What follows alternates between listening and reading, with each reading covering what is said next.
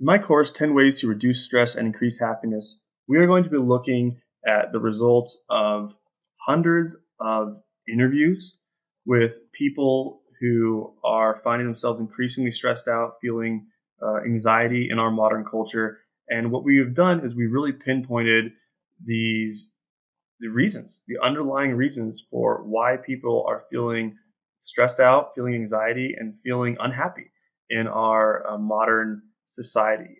In addition to these interviews, we are looking at research, stats, things that show us now that we know what we can do to live a more fulfilling life, a life of less worry, of less stress, and more happiness. We have so much information now in this information age that we have figured out a lot of these things, but being able to parse through the important and the non-important, the essential and the non-essential, and applying that into our lives, that has become the challenge. So we're going to look at the interviews, we're going to be looking at research, and we're going to be looking at, of course, thousands of years of testimony from philosophers, from psychologists, and from researchers, and really taking some of the best information and some of the realizations from history and the greatest thinkers and spiritual leaders of our time to pair with this modern day research and knowledge to really get down to the nitty gritty of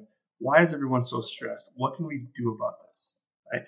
How can we lower our anxiety?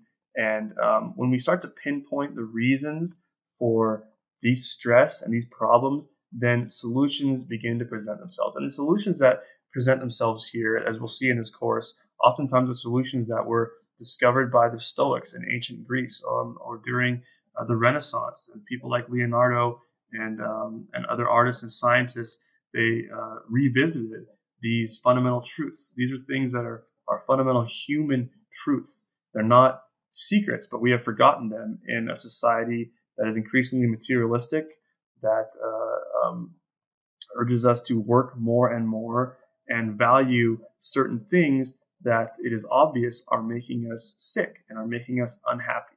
So we're going to try to unravel that in this course, and I'm going to give you some practical tools, things that we know work that will help us to reduce our stress, to increase our happiness, and learn why people are often happier in poor countries, that don't have the same access to education and wealth as we do. Why are they happier? And research bears this out. Surveys and research bears this out that consistently people in developing countries and third world countries, despite their levels of poverty, are in general oftentimes much more fulfilled and contented than we in the West are, despite these huge advantages that we have. And we're going to be doing some visualization exercises after each lesson to help us to implement these new realizations and ideas into our lives, so that ultimately this course will help you move past some of the mental blocks you're having, hopefully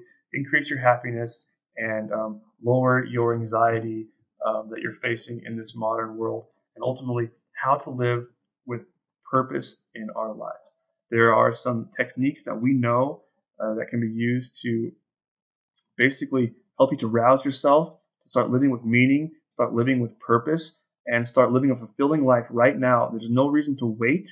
And there are some sort of mental tricks. There are some techniques and things that we can do that will help us right now live a life of purpose and fulfillment. And it is my wish that this course helps you to get on a pathway that will lead you to where you want to go in your life, and ultimately to the goal of being a happy and contented human being. So I hope you join the course, and good luck.